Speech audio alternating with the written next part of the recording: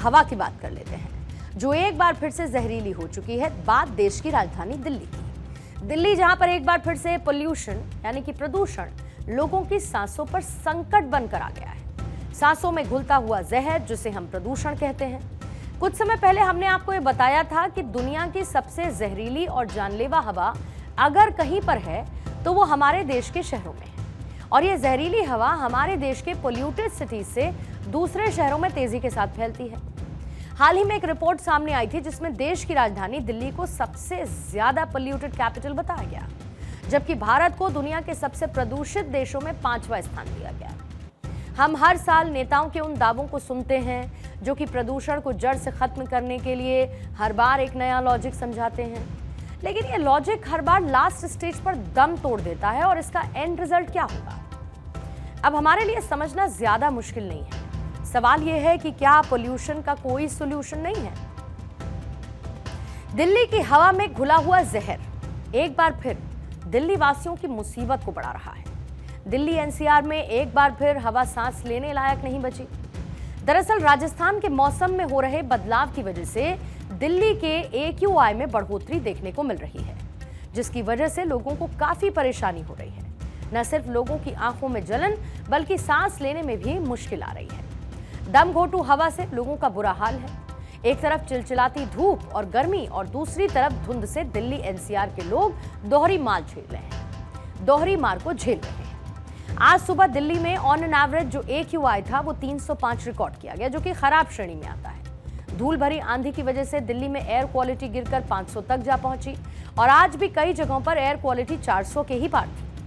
इससे पहले गुरुवार को राजधानी दिल्ली एनसीआर में धूल भरी हवा देखने को मिली, जिसे लेकर यह कहा गया कि इसका असर राजधानी दिल्ली में अगले 2 दिन तक देखने को मिलेगा। दिल्ली में एक दिन पहले धुंध की चादर छाई। इसके अलावा PM 2.5 और PM 10 के स्तर में हाल ही में काफी वृद्धि दिल्ली ने देखी। सेंट्रल पोल्यूशन कंट्रोल बोर्ड के मुताबिक दिल्ली के अलग अलग इलाकों में आज प्रदूषण का स्तर कहां तक दर्ज किया गया वो भी जान लीजिए, जिसका मैप आपके सामने है।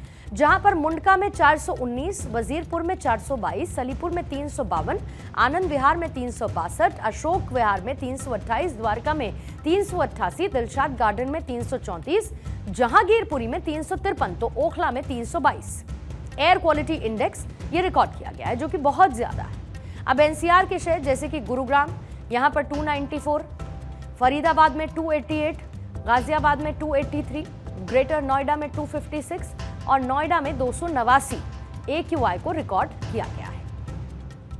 राजस्थान में बन रहे प्रेशर ग्रिड का असर राष्ट्रीय राजधानी क्षेत्र दिल्ली में भी देखने को मिल रहा है। राष्ट्रीय राजधानी दिल्ली में भी हवा लगातार जहरीली होती जा रही है। अगर राष्ट्रीय राजधानी क्षेत्र दिल्ली की बात करें तो बीते 2 दिनों में दिल्ली की जो हवा है वो बेहद खराब श्रेणी में दर्ज की गई है। लुटियंस दिल्ली के हिस्सों की अगर बात करें तो यहाँ पर AQI की जो गुणवत्ता है वो बेहद खराब श्रेणी में दर्ज किया गया है। इसके अलावा दिल्ली के आसपास में जो वायु की गुणवत्ता है वो खराब होने के कारण लोग जो हैं परेशान हैं। ऐसे में एक बार हम कह सकते हैं कि राष्ट्रीय राजधानी क्षेत्र दिल्ली में हवा का जो प्रदूषण है वो काफी तेजी से लोगों को परेशान करता हुआ नजर आ रहा है। सड़कों पर पोल्यूशन बहुत ज़्यादा है और एक धुंधला टाइप का समस्या आ रही है, और ये जो समस्या आ रही है राजस्थान से और पाकिस्तान से। ये तो देखिए दिल्ली की बात नहीं है, आसपास के क्षेत्र भी हैं जो दिल्ली से सटे हुए जो राज्य हैं, और जो धूल भरी आंधी आती है उसका एक इम्पैक्ट तो यहाँ होता ही। हर साल मौसम बदलता है जिस तरीके से,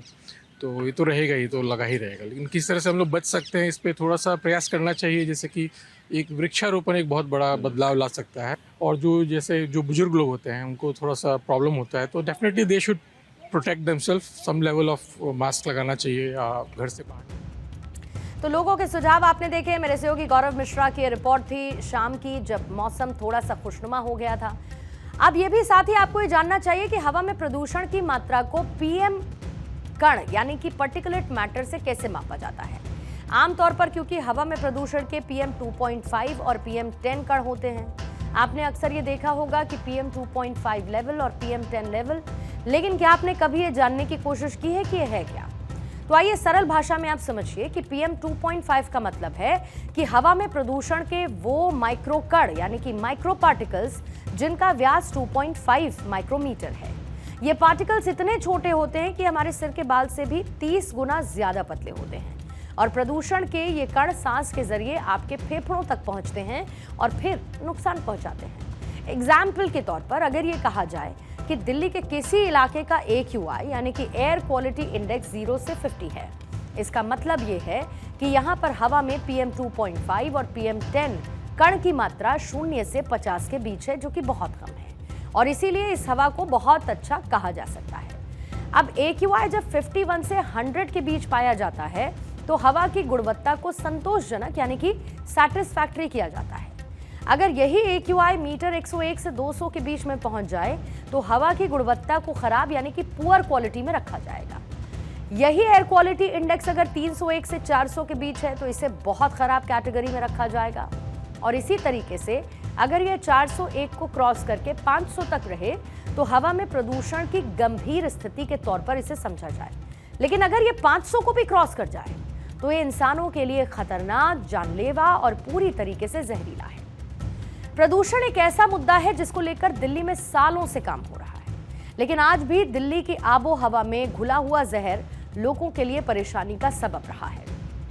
पॉल्यूशन का ये मुद्दा दिल्ली की राजनीति में भी हमेशा से एक इशू रहा है। शहर की हवा किस कदर प्रदूषित हो चुकी है इसका अंदाजा आपने कुछ सालों में देश की राजधानी दिल्ली से लेकर NCR और दूसरे शहरों में भी और वहां पर हो रही समस्याओं से भी महसूस किया होगा। पिछले साल भी स्विस एजेंसी की एक रिपोर्ट आई जिसमें दिल्ली को दुनिया की सबसे प्रदूषित कैपिटल बताया गया। स्विस रिपोर्ट में दुनिया के सबसे प्रदूषित शहरों और राजधानी का नाम दर्ज था और सबसे प्रदूषित यानी कि टॉप मोस्ट जो 50 शहर थे, पोल्यूटेड सिटीज थे, उसमें 42 शहर भारत के बताए गए। प्रदूषण के मामले में राजधानी दिल्ली के बाद बांग्लादेश की राजधानी ढाका और तजाकिस्तान की राजधानी दुशांबे का नाम है। दिल्ली में पहली बार मई के महीने में AQI 500 के पार होने के बाद दिल्ली की पूर्व CM आतिशी ने मुख्यमंत्री रेखा गुप्ता को निशाने पर लिया। आतिशी ने रेखा गुप्ता को एक पत्र भी लिखा। वो पत्र इस वक्त आपके सामने है। वो ये लिखती हैं कि अब जब MCD में भी BJP की सरकार है तो आज दिल्ली की हवा इतनी जहरीली क्यों हो गई? दिल्ली में पहली बार मई के महीने में इतना प्रदूषण क्यों बढ़ा? क्या दिल्ली की जनता अब हर साल मई जून के महीने में भी सांस के लिए संघर्ष करेगी? आपको यह भी बताऊं कि इससे पहले दिल्ली की CM रेखा गुप्ता ने बीते दिन एक हाई लेवल मीटिंग का ऐलान किया। दिल्ली को स्वच्छ और प्रदूषण मुक्त बनाने के लिए ठोस कदम उठाए गए। इसमें रिंग रोड को धूल मुक्त करना, स्मॉग गन और स्प्रिंकलर्स का इस्तेमाल करना, बॉर्डर पर गाड़ियों की सख्त जांच होना, बड़े पैमाने पर पेड़ लगाना शामिल है। इसके अलावा जो पॉलिसी थी, व्हीकल पॉलिसी, उसमें भी नई नई चीजों को शामिल किया।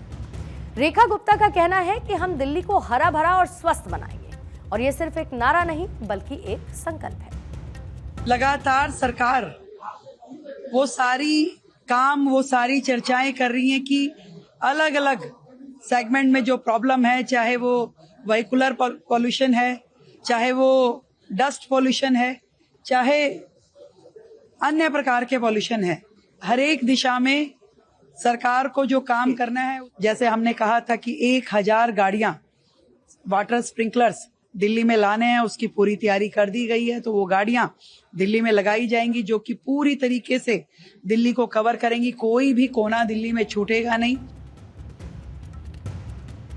हालांकि ये भी सच है कि दिल्ली की हवा का हाल किसी से भी छिपा नहीं है। CPCB यानी सेंट्रल पोल्यूशन कंट्रोल बोर्ड के मुताबिक साल 2024 के नवंबर-दिसंबर महीने में दिल्ली का AQI कई दिन तक 400 के पार रहा, यानी सीवियर कैटेगरी में। वर्ल्ड हेल्थ ऑर्गेनाइजेशन के मानक के हिसाब से PM 2.5 का लेवल 25 माइक्रोग्राम प्रति क्यूबिक मीटर से कम होना चाहिए, लेकिन दिल्ली में ये एवरेज 100 से 150 तक रहता है और हर साल करीब 30,000 लोग दिल्ली में प्रदूषण से जुड़ी हुई बीमारियों से अपनी जान गंवा देते हैं। लैंसेट की एक रिपोर्ट ये कहती है कि भारत में वायु प्रदूषण से हर साल 17 लाख मौतें होती हैं और दिल्ली इसका सबसे बड़ा शिकार है।